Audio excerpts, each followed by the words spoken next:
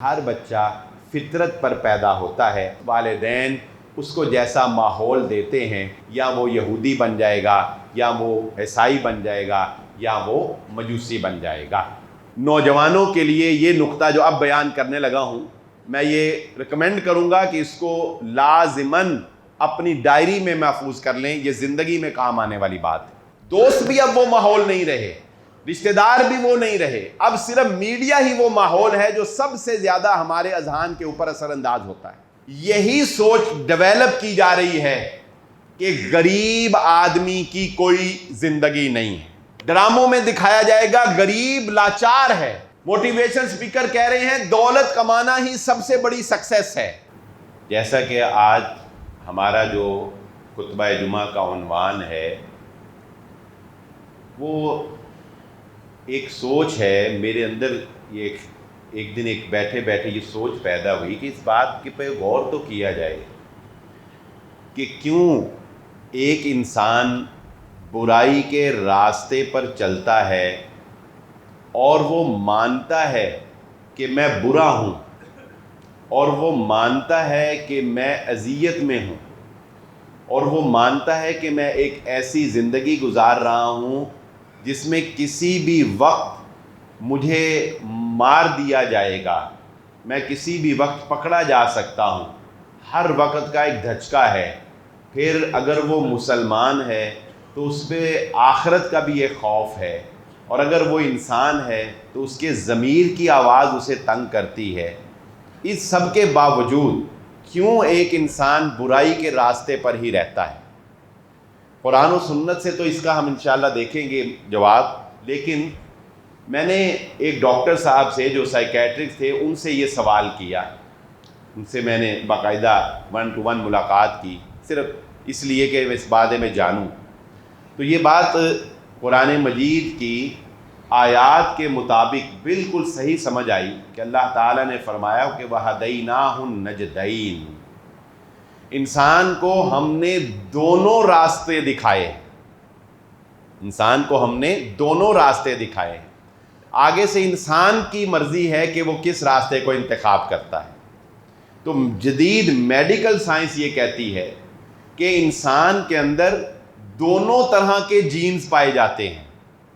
ایسے جینز بھی پائے جاتے ہیں جو اچھائی کی طرف انسان کو لے جانے والے ہیں، اور ایسے جینز بھی پائے جاتے ہیں جو برائی کی طرف انسان کو لے جانے والے ہیں۔ صرف ان کے ایکٹیویٹ ہونے کا مسئلہ ہے، کس انسان کے کون سے جینز کب ایکٹیویٹ ہوتے ہیں۔ جس انسان کے اچھائی کے جینز ایکٹیویٹ ہو جائیں وہ اچھائی کی طرف چل پڑتا ہے، جس کے برائی کے جینز ایکٹیویٹ ہو جائیں وہ برائی کی طرف چل پڑتا ہے۔ اب یہ جینز ایکٹیویٹ کیسے ہوتے ہیں اور ان کے اوپر انسان کا کیا عمل دخل ہے، وہ انشاءاللہ ہماری آج کی جو باقی ساری گفتگو ہے اس سے آپ کو یہ بات سمجھ آ جائے گی۔ یعنی اللہ تعالیٰ نے، میں اکثر یہ بات کہتا ہوں کہ جدید جو ٹیکنالوجی ہے اس سے اللہ تعالیٰ کی ذات کو سمجھنا آسان ہوا ہے، مشکل نہیں ہوا۔ اگر کوئی سمجھنا چاہے تو ایمان لانے میں سہولیات پیدا ہوئی ہیں، اگرچہ ان سہولیات نے انسانی زندگی کو مشکل کر دیا ہے۔ یہ جو سہولیات جن کو ہم سمجھ رہے ہیں، اس نے ہماری زندگی کو آسان نہیں کیا، اس نے ہماری زندگی کو مشکل کیا ہے۔ آج سے 50 سال پہلے کا انسان ہماری نسبت بہت سکھی انسان تھا، بہت آرام سے زندگی گزار سکتا تھا، اس کو اتنے جھنجٹ نہیں تھے، اس کو اتنے دکھ پریشانیاں نہیں تھیں۔ آج کے انسان کو بہت زیادہ پریشانیاں ہیں، لیکن بہرحال یہ ایک الگ ٹاپک ہے۔ اب دیکھیے بات سمجھنے کی یہ ہے، جس کا ذکر محمد الرسول اللہ صلی اللہ علیہ وآلہ وسلم نے ایک حدیث میں ہمیں اس طرح سمجھایا، فرمایا کل مولود علی الفطرہ، ہر بچہ جو پیدا ہوتا ہے وہ فطرت کے اوپر پیدا ہوتا ہے۔ رسول اللہ صلی اللہ علیہ وسلم نے کیا فرمایا؟ ہر بچہ جو پیدا ہوگا وہ فطرت پہ پیدا ہوگا۔ اور فطرت کیا ہے؟ فطرت یہ ہے کہ ہمارے جینز میں اللہ کو پہچاننا ودیت کر دیا گیا ہے۔ یہ انسٹال نہیں کروانا پڑتا، بلکہ یہ انسٹال شدہ ہے کہ اگر کوئی بچہ ایک نارمل ماحول میں پروان چڑھے، اس کو کسی طرف سے گائیڈ نہ کیا جائے، تو اس کی سوچ اس کو یہ بتائے گی کہ یہ چیزیں خود بخود نہیں بن سکتی، ان کے بنانے والا کوئی ہے۔ یہ نظام قدرت خود بخود نہیں چل سکتا، یہ دن و رات کوئی ان کو چلانے والا ہے، کوئی ہے جو اس نظام کو چلا رہا ہے، بنا رہا ہے، کوئی ہے جو خالق ہے، اور وہی اللہ ہے۔ اگر کوئی انسان کو گائیڈ نہ کرے تو انسان یہ مانے گا کہ سچ بولنا اچھی بات ہے اور جھوٹ بولنا بری بات ہے، وعدہ خلافی کرنا بری بات ہے، امانت میں خیانت کرنا بری عادت ہے۔ یہ وہ چیزیں ہیں جو اسلامی تعلیمات تو ہیں، لیکن اسلام عین فطرت کے مطابق انسان کو لے کے چلتا ہے۔ چنانچہ رسول اللہ صلی اللہ علیہ وآلہ وسلم نے کیا ارشاد فرمایا؟ فطرتاً ہر بچہ جو ہے وہ گویا اسلام کے مطابق ہی پیدا ہوتا ہے۔ یہی وجہ ہے کہ بلوغت سے پہلے اگر کوئی بچہ وفات پا جاتا ہے تو وہ جنت میں حضرت ابراہیم علیہ السلام کی کفالت میں چلا جائے گا، کیونکہ بلوغت کے بعد اس کا پیریڈ شروع ہوتا ہے جب وہ فیصلہ کر سکتا ہے، جب وہ سوچ و بچار کر کے اس کے گناہ اور ثواب کا معاملہ شروع ہوتا ہے۔ ہاں، اگلی بات بڑی اہم ہے۔ اللہ کے نبی صلی اللہ علیہ وسلم نے فرمایا لیکن یہ اس کے ماں باپ ہیں، یہ اس کے ماں باپ ہیں۔ ماں باپ صرف یہاں پہ ایک فیکٹ ذکر کیا گیا ہے، لیکن فیکٹ اور بھی بہت سے ہیں، اسباب اور بھی بہت سے ہیں، لیکن اشارہ کر کے رسول اللہ صلی اللہ علیہ وسلم نے بتا دیا کہ یہ ماں باپ ہیں جو اس کو یا یہودی بنا سکتے ہیں، یا عیسائی بنا سکتے ہیں، یا اس کو مجوسی بنا سکتے ہیں۔ پیدا وہ فطرت پہ ہوتا ہے، اسلام پہ پیدا ہوتا ہے، لیکن اس کے اندر تبدیلی کیسے آتی ہے کہ اس کے ماں باپ اس کو جیسا ماحول دیتے ہیں وہ بچہ جو ہے وہ اس طرف چل پڑتا ہے۔ پھر جب وہ سن شعور کو پہنچتا ہے تو اب اس کے اوپر ایک الگ سے یہ ذمہ داری عائد ہوتی ہے کہ وہ غور و فکر کرے، وہ تدبر کرے، اور تدبر اور غور و فکر کرنے کے بعد جب وہ صحیح بات کو سمجھ لے تو اس کو تسلیم کر لے۔ یہ تسلیم کرنے کا جذبہ اس کے اندر ہونا چاہیے۔ یہ بڑا اہم پوائنٹ ہے، اور یہ میں بالخصوص نوجوانوں کے لیے یہ نقطہ جو اب بیان کرنے لگا ہوں، میں یہ ریکمینڈ کروں گا کہ اس کو لازماً اپنی ڈائری میں محفوظ کر لیں، یہ زندگی میں کام آنے والی بات ہے۔ رسول اللہ صلی اللہ علیہ وآلہ وسلم نے حضرت عمر ابن خطاب اور عمر یعنی جو ابو جہل کے نام سے مشہور تھا، دونوں کے لیے دعا کی تھی کہ اللہ ان دونوں میں سے اسلام کو تقویت عطا فرما۔ ان دونوں کے لیے رسول اللہ صلی اللہ علیہ وسلم نے دعا کی کہ یہ مسلمان ہو جائیں تو اسلام کو ان سے تقویت ملے، لیکن حضرت عمر مسلمان ہو گئے اور ابو جہل مسلمان نہیں ہوا۔ وجہ کیا ہے؟ وجہ ایک بنیادی ہے جو مجھے اور آپ کو اپنے اندر پیدا کرنے کی ضرورت ہے، اور وہ وجہ یہ ہے کہ حضرت عمر میں یہ جذبہ موجود تھا کہ جب انہیں یہ پتہ چل جائے کہ وہ غلط ہیں تو اپنی غلطی کو تسلیم کر کے صحیح بات کو مان لینے کا جذبہ حضرت عمر میں موجود تھا۔ ابو جہل میں یہ جذبہ موجود نہیں تھا۔ زندگی میں کتنی ہی دفعہ ہمارے ساتھ ایسے ہوتا ہے، ہمیں پتہ ہوتا ہے کہ ہم غلط ہیں، ہمیں پتہ ہوتا ہے کہ لیکن ہم اپنی غلطی کو تسلیم نہیں کرتے۔ کیوں؟ ہم اپنی پارٹی نہیں بدلتے، ہم اپنا مسلک نہیں بدلتے، ہم اپنا رویہ نہیں بدلتے، ہم اپنا فیصلہ نہیں بدلتے۔ کیوں؟ کہ میں ہارنا نہیں چاہتا، میں بدل جاؤں، میں اس نظریے پر 30 سال سے قائم رہا، آج یہ نظریہ چھوڑ دوں، لوگ کیا کہیں گے؟ میں 30 سال تک گمراہ رہا، میں 30 سال تک غلط رہا۔ یہ جذبہ یاد رکھیں، اپنے اندر پیدا کر لیں کہ آج کے بعد ہمیں اتنا فراخ دل اپنے بارے میں ہونا چاہیے کہ اگر ہمیں یہ پتہ چل جائے، سمجھ آ جائے کہ میں غلط ہوں، تو مجھے غلطی پہ قائم نہیں رہنا، مجھے اس کو بدل دینا ہے، چاہے ساری دنیا ایک طرف ہو، لیکن مجھے صحیح راستے کے اوپر آ جانا ہے۔ یہ جذبہ انسان کے اندر پیدا ہو جائے تو انسان حق بات کو تسلیم کر کے ہدایت پر آ جاتا ہے۔ جس کے اندر یہ جذبہ نہیں ہوتا وہ اس کا ضمیر تو مانتا ہے، فرعون کا ضمیر مانتا تھا کہ میں خدا نہیں ہوں، ابو جہل کا ضمیر مانتا تھا کہ محمد صلی اللہ علیہ وسلم سچے نبی ہیں، یہودیوں کا ضمیر گواہی دیتا تھا، لیکن ان کے اندر اتنی فراخ دلی نہیں تھی کہ وہ اپنی غلطی کو تسلیم کر کے دوسری طرف آ جائے۔ اور اس کے لیے تو اللہ تعالیٰ نے ہمارے پاس اتنا زبردست فارمولہ رکھا ہے کہ ہم توبہ کر لیں تو اللہ تعالیٰ کہتے ہیں کہ ہم توبہ کے ذریعے سے تمہاری پچھلی ساری غلطیوں کو معاف کرنے کے لیے تیار ہیں، اور اپنے انسانوں کو بھی منع کرتے ہیں کہ جب کوئی بندہ توبہ کر لے تو تمہیں اس سے پہلے کے گناہوں کو یاد کروانے کی ہم تمہیں اجازت۔ جاپان کے اندر ایک نیا فیچر متعارف کروائے، بات لمبی ہو جائے دوسری طرف چلے گی، لیکن بڑا انٹرسٹنگ ہے۔ جاپان میں آپ کو پتا لوگ سوسائڈ بہت کرتے تھے، یہ خودکشیاں بہت کرتے تھے، انہوں نے ایک نیا فیچر متعارف کروا دیا۔ کیا جی؟ آپ اپنی شناخت مٹا سکتے ہیں، آپ اپنی شناخت بدل سکتے ہیں۔ کیسے؟ آپ حکومت کے پاس جائیں، جو بھی ان کی لوازمات ہیں وہ پورے کریں، آپ مجرم نہ ہوں، آپ ان کو جا کے اپنے ڈاکومنٹس دیں، وہ آپ کو بالکل زیرو کر دیں گے۔ کیا مطلب؟ آپ کا نام بھی ختم، آپ کی ڈگریاں بھی ختم، آپ کی شادی بھی ختم، یعنی آپ نے جتنی سابقہ زندگی گزاری ہے نا وہ سارا ریکارڈ مٹا دیں گے۔ کیوں؟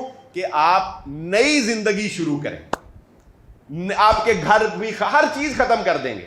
وہ کیا کہتے ہیں؟ وہ کہتے ہیں شاید اس طرح لوگ خودکشی نہ کریں، اپنی پچھلی زندگی سے مطمئن نہیں تھے، اب نئی زندگی نئے طریقے سے وہ ایک الگ طریقے سے شروع کر لیں۔ یعنی انسان کیسے کیسے جو ہے وہ فیچر اور کیسے کیسی چیزیں سوچتا ہے، اور اللہ تعالیٰ نے ہمیں کتنا آسان سا حل دیا ہے کہ بندے تجھے شناخت مٹانے کی ضرورت نہیں ہے، یہ مٹتی نہیں ہے، تو صرف 2 آنسو بہا کے ہم سے معافی مانگ لے اور پچھلے گناہ کرنے سے توبہ کر لے، ہم تجھے سارے ہی معاف کر دیتے ہیں۔ اب آئیے اپنے اصل موضوع کی طرف چلتے ہیں، یہ کہ تھوڑی تمہیدی گفتگو ضروری تھی۔ یہ ماحول جس کے بارے میں ابھی ہم نے سمجھا، یہ کس طرح سے ایک انسان کو برائی سکھاتا ہے، کس طرح سے ایک انسان برائی کی طرف چلا جاتا ہے۔ میں زیادہ فوکس کروں گا میڈیا کو، اس لیے کہ اس وقت میڈیا ہی سب سے زیادہ ماحول ہے۔ دوست بھی اب وہ ماحول نہیں رہے، رشتہ دار بھی وہ نہیں رہے، اب صرف میڈیا ہی وہ ماحول ہے جو سب سے زیادہ ہمارے اذہان کے اوپر اثر انداز ہوتا ہے۔ میڈیکل سائنس کہتی ہے کہ میڈیا کے ذریعے سے وہ بچہ جو آج سے 25 سال پہلے 15 سال کی عمر میں بالغ ہوتا تھا، یا 15 سال کی عمر میں اس کو ان باتوں کا پتہ چلتا تھا، وہ باتیں آج میڈیا کی وجہ سے 7 سے 8 سال کے بچے کے نالج میں آ چکی ہیں۔ اس لیے والدین کو یہ تنبیہ ہے کہ وہ اپنے 7 سے 8 سال کے بچے کو معصوم نہ سمجھیں، وہ اپنے اوپر اس کو قیاس نہ کریں۔ انہیں 15 سال کی عمر میں جا کے جو ہوش آئی تھی وہ آپ کے بچے کو 7 سال میں آ چکی ہے۔ اس لیے 7 سے 8 سال کے بچے کو اسی طرح ڈیل کریں جس طرح آپ 15 سال کے بچے کو ڈیل کرتے ہیں۔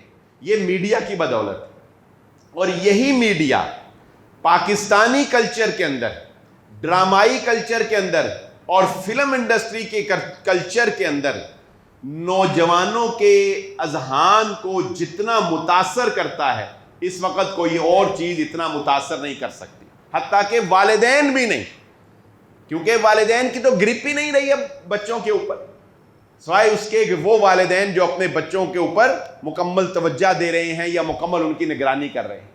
تو آپ دیکھیں گے پاکستان کے اندر میڈیا کے ذریعے سے، جب میں لفظ میڈیا بولوں تو سمجھ لیں اس میں ڈرامے بھی شامل ہیں، فلمیں بھی شامل ہیں، یوٹیوب کے بھی چینل شامل ہیں، ٹوٹل ہر چیز جو میڈیا کے اوپر دکھائی جا رہی ہے۔ جب آپ اپنے میڈیا کے اوپر محبت کی ناکامی کو یہ دکھائیں گے کہ ایک نوجوان محبت کی خاطر کچھ بھی کر سکتا ہے، لڑکی کے ساتھ محبت ہو گئی، لڑکی کو حاصل کرنے کے لیے وہ ماں باپ کے خلاف جا سکتا ہے، لڑکی حاصل کرنے کے لیے وہ قتل تک کر سکتا ہے، یہ آپ کے میڈیا پہ دکھایا جاتا ہے۔ لڑکی محبت ہے اور محبت کو پانے کے لیے وہ ریاست کے ساتھ بھی ٹکرا سکتا ہے، وہ اگرچہ ایک پروفیسر ہی کیوں نہیں ہے لیکن محبت کی خاطر وہ ذلیل بھی ہو سکتا ہے، وہ رسوا بھی ہو سکتا ہے، وہ چاہے معاشرے کا کسی مقدس سیٹ کے اوپر ہے لیکن اب چونکہ اس سے محبت ہو گئی ہے چنانچہ محبت میں وہ انتقام بھی لے سکتا ہے۔ جب آپ اپنے نوجوان کو محبت کا حصول پاکیزہ بنا کر دکھائیں گے اور اس کو معاشرے میں میڈیا میں نیگیٹیوٹی کے طور پہ نہیں دکھایا جا رہا، یہ بندہ جو محبت کی خاطر سب کچھ کر رہا ہے یہ ہیرو ہے اس ڈرامے کا، یہ ویلن نہیں ہے، یہ ڈرامے کا ہیرو ہے، یہ فلم کا ہیرو ہے۔ تو مجھے ذرا بتائیے، جب آپ کا ٹین ایج کا بچہ یہ میڈیا سے سیکھے گا تو کیا وہ محبت کی خاطر خون نہیں کرے گا؟ کیا وہ محبت کی خاطر ماں باپ کی نافرمانی نہیں کرے گا؟ کیا وہ محبت کی حصول کی خاطر پوری دنیا سے ٹکرانے کو ایک جرت مندانہ قدم نہیں سمجھے گا؟ وہ یہی سمجھے گا کہ یہی تو جرت ہے، یہی تو میرا کمال ہے کہ دیکھو محبت کی خاطر میں نے سب کچھ کر دیا، جبکہ وہ محبت اسلام کی نظروں کے اندر زنا سے کم نہیں ہے۔ وہ محبت جسے پاکیزہ بنا کے پیش کیا جا رہا ہے، اور اسلام یہ تعلیم دیتا ہے کہ کسی کی عزت کے اوپر میلی آنکھ سے بھی دیکھنا اتنا بڑا جرم ہے کہ وہ آنکھ پھوڑ دی جا سکتی ہے۔ اس لیے بہت ضروری ہے اس وقت کہ اس ماحول سے جو ہمارے بچوں کو دیا جا رہا ہے ہم اپنے بچوں کو کسی طرح ذہن سازی کر کے بچا لیں۔ ایک بات، دوسری بات، جب آپ کے میڈیا کے اوپر، اور میں یہاں پر ہماری حکومت پاکستان ایک طرف تو جرائم کو ختم کرنے کے لیے وہ بڑے سخت سے سخت اقدامات کر رہی ہیں، جیسے کہ آپ کو نظر بھی آ رہے ہیں اور مجھ سے زیادہ آپ جانتے ہیں کہ ٹھیک ہے جرائم ختم ہونے چاہیے، ایک طرف جرائم ختم کرنے کے لیے اقدامات، اور دوسری طرف اگر آپ ان اسباب کو ختم نہیں کرتے جو نوجوانوں میں جرم کو جنم دیتے ہیں تو آپ بندے مارتے رہیں گے، جو مجرم پیدا ہوتے رہیں گے۔ اسباب تو ختم کرو۔ اسباب کیا ہے؟ جب آپ میڈیا پر دکھا رہے ہیں کہ ایک دولت مند انسان، ایک طاقتور انسان گھر سے نکلتا ہے، اس کے دائیں بائیں گارڈز ہیں، اس کے آگے پیچھے لوگ اس کے لیے دروازہ کھول رہے ہیں، حتیٰ کہ پولیس بھی اس سے ڈرتی ہے، وہ اتنا بااثر ہے کہ اس کے اوپر کوئی قانون حرکت میں نہیں آ سکتا، وہ بااثر افراد اپنے اثر و رسوخ سے جرائم میں بھی اپنا لوہا منوا لیتا ہے۔ جب آپ اپنے نوجوانوں کو یہ طاقت ڈراموں اور فلموں میں دکھائیں گے تو مجھے بتائیے، جب نوجوان یہ سمجھے گا کہ دولت ہو تو ریاست بھی فیل ہے، طاقت ہو تو پولیس بھی میرا کچھ نہیں بگاڑ سکتی، جب وہ فلموں اور ڈراموں میں یہ دیکھے گا تو کیا وہ اس طرح کی طاقت پانے کے لیے کچھ بھی کرے گا کہ نہیں کرے گا؟ اسے کچھ بھی کرنا پڑے، اس کا ذہن ہی یہ بن جائے گا کہ سب کچھ ریاست کے خلاف بھی جا سکتا ہوں میں کہ کوئی مجھے پوچھنے والا ہوگا ہی نہیں اگر میرے پاس دولت ہوگی، اگر میرے پاس طاقت ہوگی۔ تو ڈراموں کے ذریعے سے یہ ذہن تو ہم خود نوجوانوں کو دے رہے ہیں۔ پھر تیسری بات آپ یہ دیکھیں، اور اس تیسری بات کے اندر میں پاکستان میں موٹیویشنل سپیکرز کو بھی مخاطب کرنا چاہتا ہوں، وہ جو اسلام سے ناآشنا ہیں اور میرا خیال ہے کہ شاید ہم بھی، میں بھی اسی سوچ کا شکار ہوں گا. اور وہ کیا کہ ہماری فلموں میں، ڈراموں میں، موٹیویشنل سپیچز میں، حتیٰ کہ شاید دینی طبقے میں بھی، جیسا کہ میں نے اپنے آپ کو بھی اس میں شامل کر لیا، یہی سوچ ڈیولپ کی جا رہی ہے کہ غریب آدمی کی کوئی زندگی نہیں ہے. ڈراموں میں دکھایا جائے گا غریب لاچار ہے، غریب مجبور ہے، غریب ایک ناکام انسان ہے. موٹیویشن سپیکر کہہ رہے ہیں دولت کمانا ہی سب سے بڑی سکسیس ہے. تم غریب رہ گئے تو گویا تم ناکام ہو.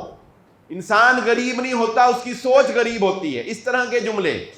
مجھے ایمانداری سے بتائیے گا، کیا اسلام کی یہ سوچ ہے؟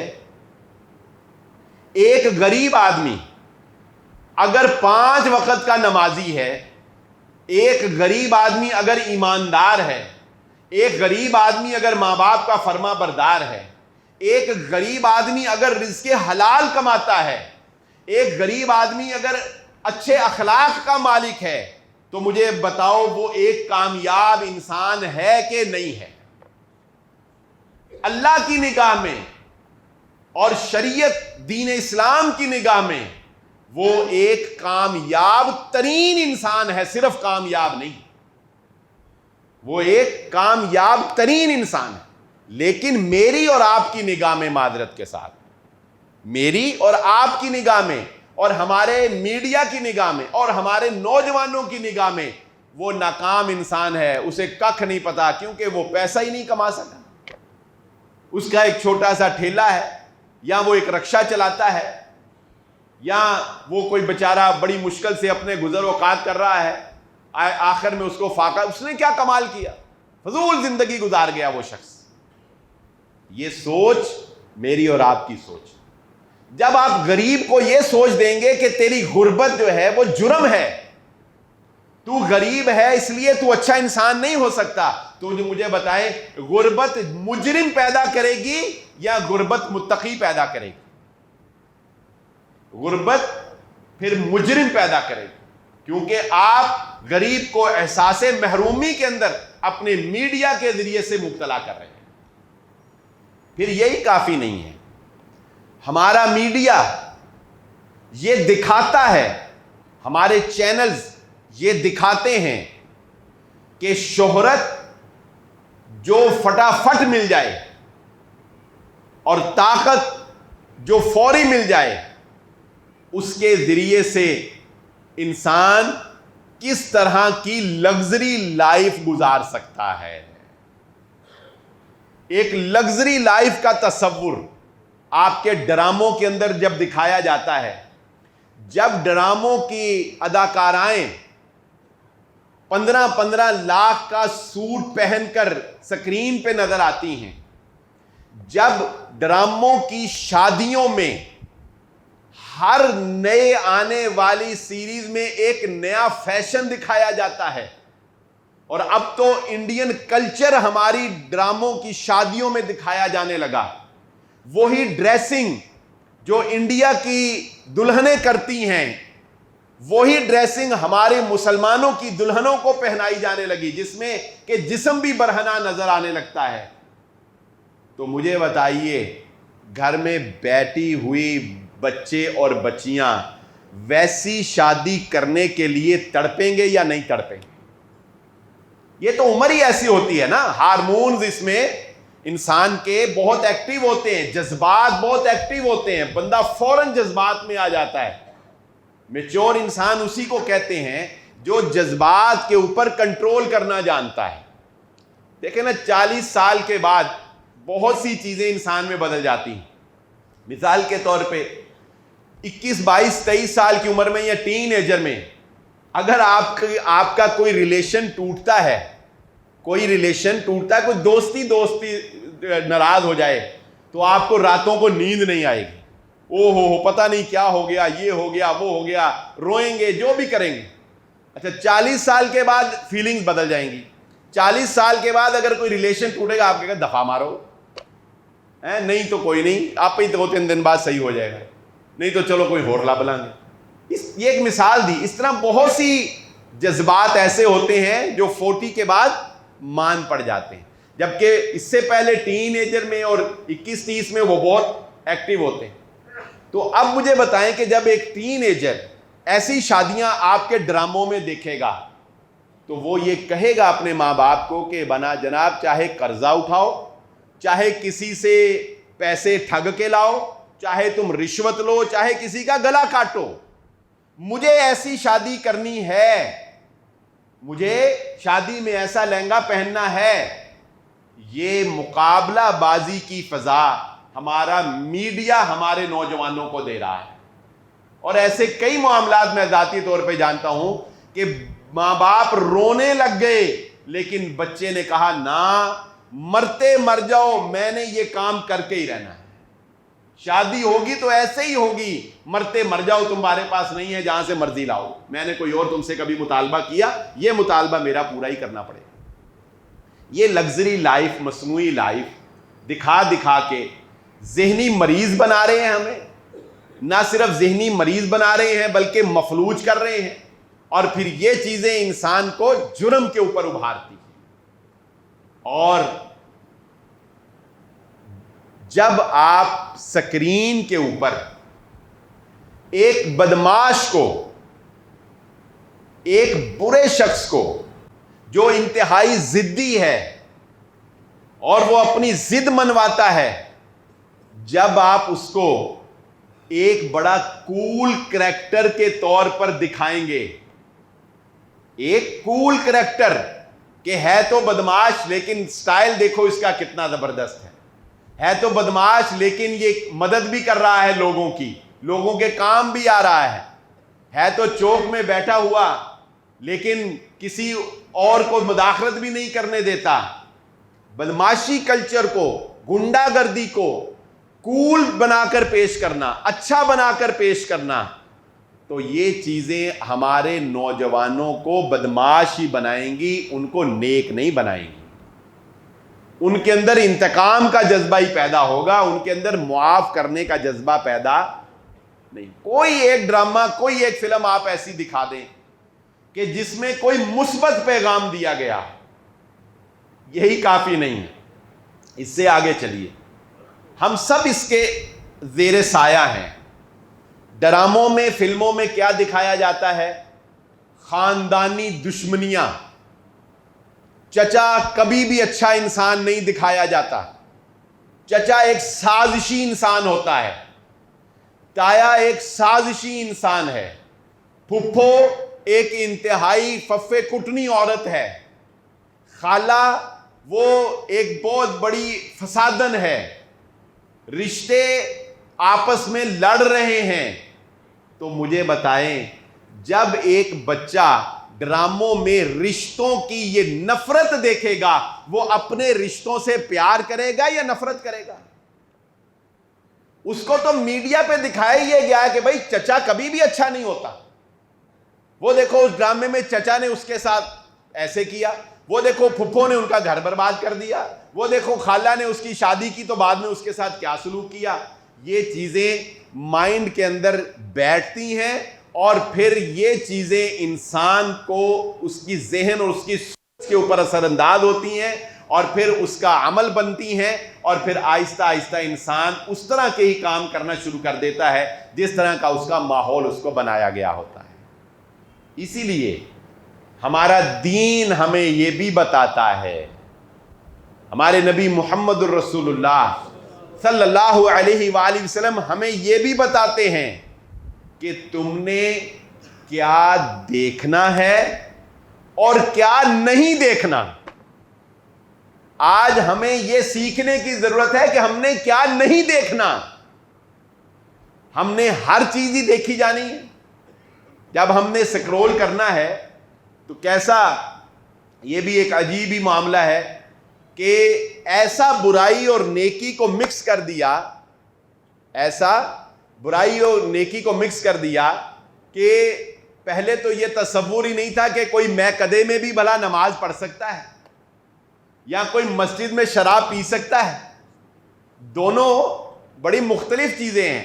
لیکن اب ممکن ہے کہ آپ میں کدے کی ریل دیکھ رہے ہوں اور میں کدے کی ریل کے بعد ہی آپ کو کوئی مسجد کی ریل نظر آ جائے, کسی مولوی کا خطاب نظر آ جائے.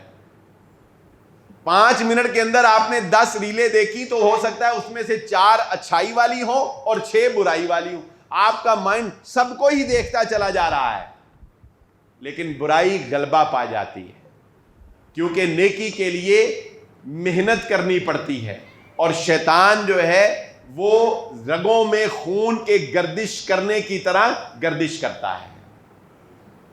ایک عادت جسے آج کے نوجوانوں میں بہت زیادہ پیدا کرنے کی ضرورت ہے, اور بالخصوص میں والدین کو کہوں گا کہ یہ عادت اپنے بچوں میں ضرور ڈیولپ کریں. جس طرح کے معاشرے میں ہم جی رہے ہیں, کہیں آپ کو نظر آ رہا ہے کہ کسی نے مذہبی انتہا پسندی کی وجہ سے اپنی پھپھو کا گلا کاٹ دیا؟ یہ گجرانوالے کا واقعہ آپ نے دیکھا. کہیں کوئی کسی طرح قتل کر رہا ہے, کوئی کسی طرح قتل کر رہا ہے, کہیں جو ہے وہ سر عام تشدد کیا جا رہا ہے, کہیں سردارانہ اور وڈیرانہ نظام جو ہے وہ قائم ہے. ہر طرف ایک عجیب درندگی چھائی ہوئی ہے. اپنے نوجوانوں کو ایک بات سمجھائیں کہ بیٹا, ہر چیز کا مل جانا ضروری نہیں ہوتا. ہر چیز کا مل جانا ضروری نہیں ہوتا.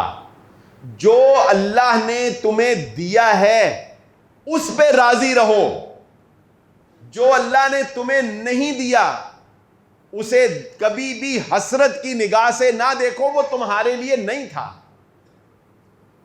جسے دیکھ کر تم انگلیاں چباتے ہو کہ کاش میرے پاس بھی ہوتا یا میری بھی ایسی لائف ہوتی, پتہ نہیں وہ اس لائف میں کتنی اذیت میں ہے. ایسی بے شمار مثالیں. میں ایک شخص کو ملا ایک مرتبہ, اگر اس کو ویسے دیکھا جائے تو وہ ایک آئیڈیل شخصیت کہلوا سکتا ہے. لینڈ کروزر اس کے پاس ہے, فارم ہاؤس اس کا ہے, بڑا اچھا کاروبار ہے, بچے ہیں, سب کچھ ہے. ذرا قریب ہوا تو پتہ چلا کہ وہ ایک ایسی بیماری میں مبتلا ہے کہ وہ مغرب کے بعد گھر سے نہیں نکل سکتا. اسے دماغی کوئی ایسی بیماری تھی کہ وہ اس کے لیے مغرب کے بعد گھر سے نکلنا مشکل تھا. تو کون بندہ کس اذیت میں ہے تمہیں کیا پتا؟ تم اللہ کا شکر ادا کرو. اور دوسری بات, یہ ضروری نہیں ہے کہ جسے تم چاہو وہ تمہیں مل کے رہے. جسے تم چاہو وہ تمہیں مل کے رہے, یہ ضروری نہیں ہے. تم نہیں جانتے کہ تمہارے لیے کیا بہتر ہے, اللہ جانتا ہے کہ تمہارے لیے کیا بہتر ہے. اگر ہم اپنے بچوں میں یہ جذبہ پیدا کرنے میں آج کے اس فتنوں کے دور میں سب سے بڑا اہم, اگر ہم اپنے بچوں کی صرف یہ سوچ ڈیولپ کرنے میں کامیاب ہو گئے کہ ہمارے بچے جس حال میں ہیں اس حال میں خوش ہو جائیں, اس حال میں رہنے پر خوش ہو جائیں اور اللہ کی رضا میں راضی ہو جائیں. ہاں محنت کرنی ہے, یہ نہیں میں کہہ رہا کہ محنت ہی نہ کریں, ہاتھ پہ ہاتھ دھرے بیٹھے رہیں, محنت کریں لیکن حلال طریقے سے.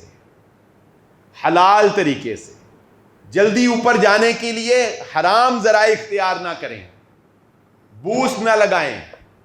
تو یاد رکھیں ہم بہت سے فتنوں سے خود کو بچا لیں گے. اگر آپ سرچ کریں گے, ایک آخری بات کر کے بات کو ختم کرتے ہیں, جو چلے اس آیت پہ بھی تھوڑی سی بات کر لیں. جو آیت میں نے آپ کے سامنے پڑھی تھی سورۃ الفاطر کی 8 نمبر آیت, اس آیت کا مفہوم پتہ ہے کیا ہے؟ افمن زین لہ سوء عملہ فرآہ حسنا.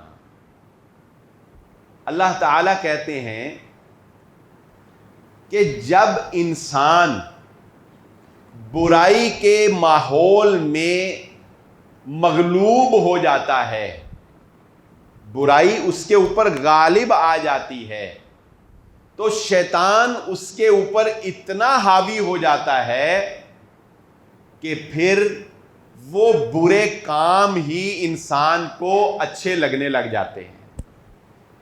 یہ اللہ کے عذابوں میں سے ایک عذاب ہے.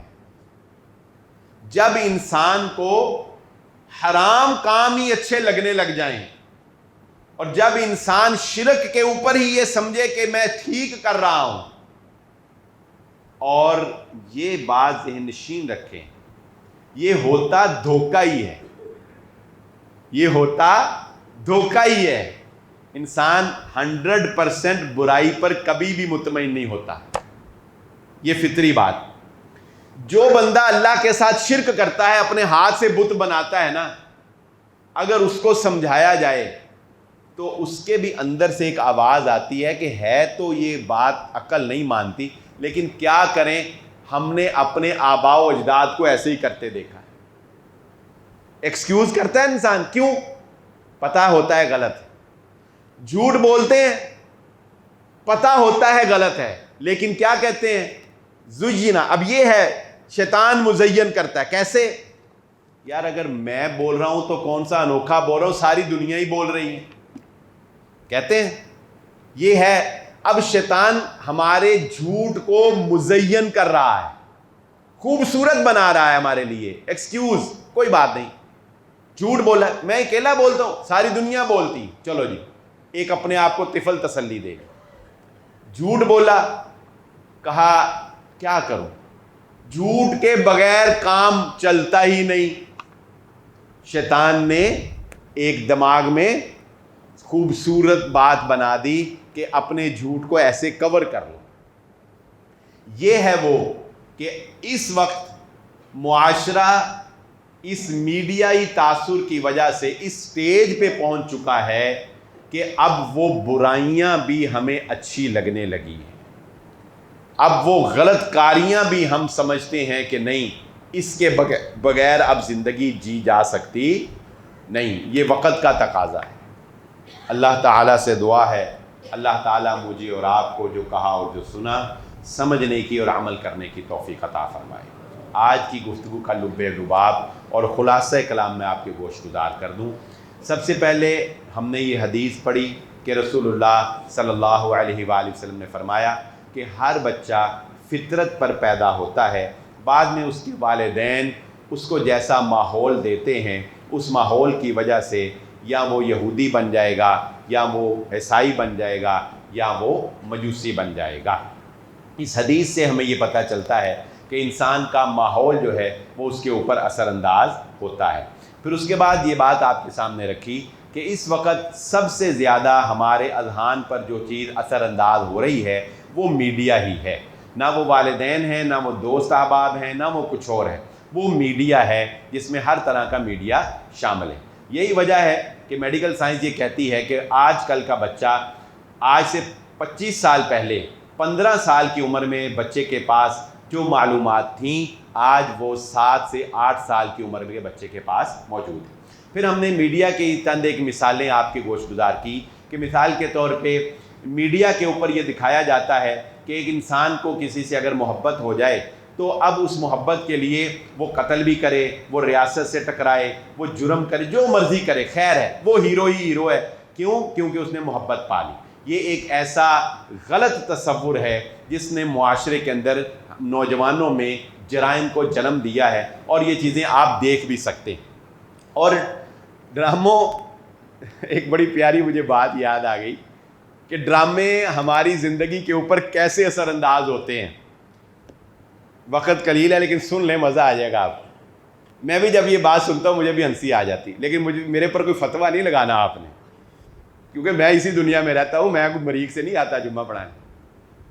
میرا ایک دوست تھا آج سے کچھ سال پہلے، 2 سال شاید پہلے، اس کا مجھے فون آیا. مجھے استاد جی کہتا تھا کیونکہ اس نے مجھ سے ترجمہ بھی پڑھا تھا، ویسے میرا دوست ہے. کہتا استاد جی آپ نے فلاں ڈرامہ دیکھا ہے؟ میں نے کہا نہیں یار ڈرامہ میں نے نہیں دیکھا، اتنا ٹائم ہی نہیں ہوتا. میں نے کہا بس کبھی خیال نہیں آیا. کہتا اچھا چلو چھوڑو، تسی یہ دسو اس ڈرامے کی سٹوری آپ کو پتہ ہے؟ میں نے کہا ہاں سٹوری مجھے پتہ ہے، کیونکہ سوشل میڈیا سے ٹچ رہتے ہیں. سٹوری میں نے کہا مجھے پتہ. اچھا اس کی سٹوری یہ تھی ڈرامے کی، آپ کو ساروں کو پتہ لگ جائے گا. اس ڈرامے کی سٹوری یہ تھی کہ 2 میاں بیوی ہوتے ہیں. شوہر غریب تو نہیں، غریب کہہ لے غریب ہوتا ہوگا، تو اس کی جو بیوی ہے نا وہ اپنے شوہر کے ایک امیر دوست کے ساتھ اپنے شوہر سے، غریب شوہر سے خلا لیتی ہے اور اسی کے امیر دوست کے ساتھ شادی کر لیتی. جب وہ اس امیر دوست سے شادی کرتی ہے تو وہ جو امیر ہوتا ہے وہ بھی اس کو طلاق دے دیتا ہے، اور یہ جو غریب شوہر ہے یہ امیر ہو جاتا ہے. وہ دوبارہ اس کے پاس آتی ہے، اپنے پرانے شوہر کے پاس دوبارہ آتی ہے کہ اب مجھ سے شادی کر لو. تو وہ کہتا ہے کہ نہیں، اب میں نے تم سے شادی نہیں کرنی. تو یہ اس ڈرامے کی سٹوری تھی. تو وہ مجھے کہنے لگا استاد جی وہ ڈرامے کی سٹوری کا پتہ ہے؟ میں نے کہا سٹوری کا پتہ ہے. کہتا میرے ساتھ سارے وہ کام ہوئے جو اس ڈرامے میں ہوئے، بس ایک کام نہیں ہوا. کہتا سارا میری زندگی میں میرے ساتھ وہی ہوا جو ڈرامے، ایک کام نہیں ہوا. وہ کیا؟ کہتا وہ جنہوں چھڈ کے گئی سی نا غریب، وہ امیر ہو گیا، میں امیر نہیں ہویا. کہتا یہ کام ہو جاتا تو خیر سی. کہتا سارا کام وہی ہوا پر وہ امیر ہو گیا، میں امیر نہیں ہویا. تو یہ بات مجھے اس طرح یاد آئی کہ بسا اوقات جو ڈرامے میں انسان دیکھتا ہے بالکل حقیقت ویسے کر جاتا ہے، بالکل ویسے حقیقت کر جاتا ہے. اللہ تعالیٰ اس فتنے سے ہم سب کو بھی اور ہماری اولادوں کو بھی محفوظ فرمائے. وآخر الدعوانا الحمدللہ رب العالمین.